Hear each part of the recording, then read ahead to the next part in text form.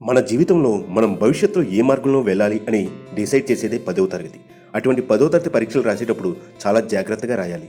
మార్చి 16 నుండి మొదలయ్యే 10వ తరగతి పరీక్షలు సక్సెస్ఫుల్గా రాయాలంటే మీకు 10 సక్సెస్ మంత్రా చెప్తాను, వినండి.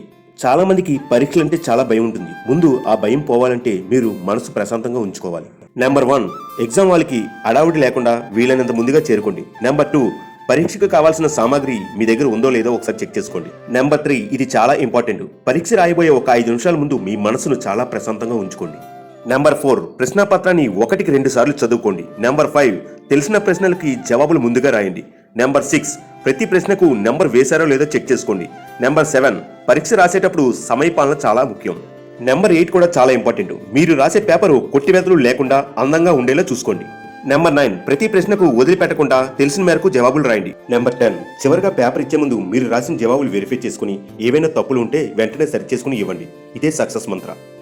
ఈ విలువైన 10 సూత్రాలు నిరంతరం చదువుదాం, చదువే మన జ్ఞానం అని భావించే ప్రతి ఒక్కరికి వర్తిస్తాయి. అలా కాకుండా చదువుని మొక్కుబడిగా కొనసాగించే వాళ్ళకి మాత్రం ఇది వర్తించదు. సక్సెస్ అనేది ఎప్పటికీ రాదు. ఫైనల్ గా మీరు ఒక కళ కనండి. ఆ కళ ఇలా నిజమయ్యేలా ఉండాలి. నేను 10వ తరగతి పరీక్షలు బాగా రాసి కాలేజీలో జాయిన్ అవ్వబోతున్నాను. ఇదే మీ కళ, ఇదే మీ గుర్తింపు.